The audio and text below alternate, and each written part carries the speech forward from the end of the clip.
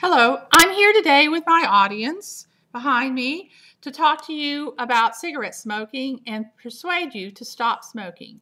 If you don't smoke, I'm sure you know someone who does, and I'm hoping that you'll pick up at least one tip today and some information that you can persuade yourself and or someone else to quit. Why am I qualified to do this speech? Because along with some research, I was once a smoker and remember very well how I got started and how hard it was to quit. This is going to be a very personal speech about smoking because smoking is very personal. Just think about it. Your cigs go everywhere you go all day long, and you put them in your mouth. How much more personal could that be? Did you know that most smokers start before the age of 18? That means that most smokers are teenagers when they start. Think back. What caused you to start smoking? Was it to look older, to fit in, defiance against your parents? Didn't think you'd get the habit? How did that first cigarette taste? Like the poison that it really is? If you knew how addictive it was and how hard it would be to quit, would you have started? So you say, I like smoking.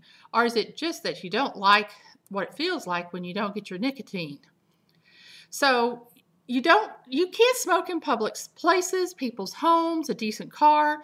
When was the last time that you stood outside in the rain, the cold, the snow to get your nicotine fix? When was the last time you put your last bit of money in your gas tank to buy a pack of cigarettes? Was that this morning? I know you don't like doing these things, but you also don't like the withdrawal symptoms that can occur when you don't have your nicotine. They can be irritability, depression, interruption of sleep, and of course that intense need for nicotine. Well, if you don't quit now, then just face it. The tobacco companies are going to own a piece of your paycheck from now until you either quit or die. Did you know how much you're spending on cigarettes? If you smoke 20 cigarettes a day, you have to earn $2,000 a year to pay for that. If you do that for 10 years, that's $20,000. And there's more costs too. More and more companies are not hiring smokers. You might lose your dream job.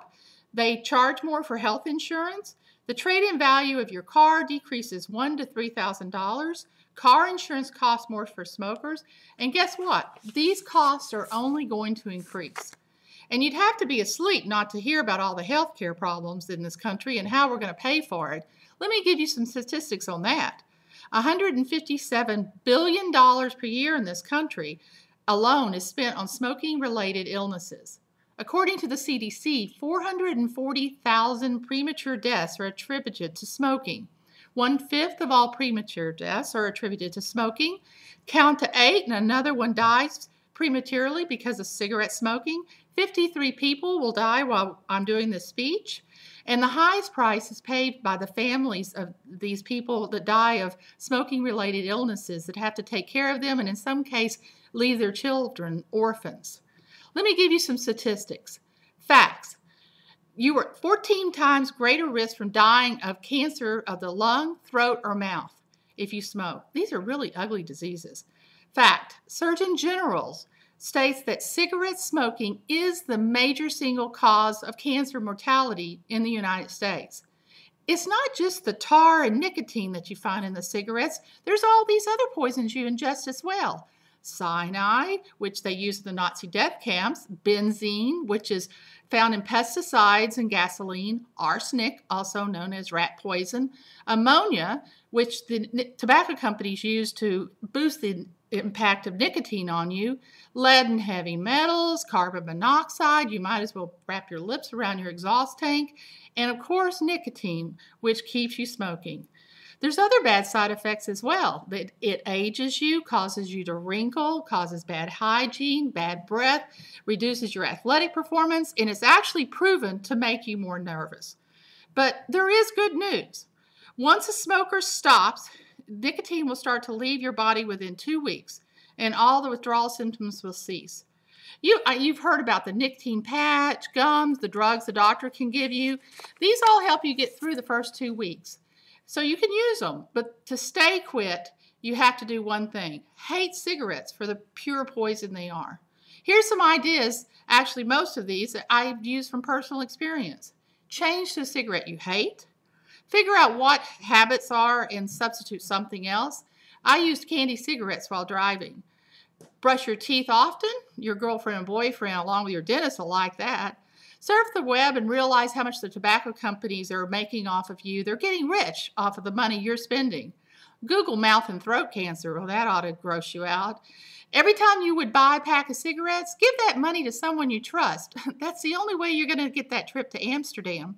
Tell everyone that you've quit smoking, and if they smell smoke on you, let them rag on you. And a really helpful thing, hang out with people who don't smoke. List all the things you'd like to do with that money, put parts in your cars, take trips. And when you're really getting disgusted because you've gone back one too many times, chain smoke in a small room until you throw up. This one really helps. And the number one trip, keep trying and trying and trying. And guess what? You eventually will stop. And it's never too late. Within 20 minutes from the time you smoke your last cigarette, your body will start to heal itself. If I hadn't quit 30 years ago, I wouldn't be here right now. I told you I was going to make this personal. I had colon cancer in 2002, and it would have either been further progressed or I'd still be fighting it. It's not easy, but you can do it. Just keep trying, and it'll stick.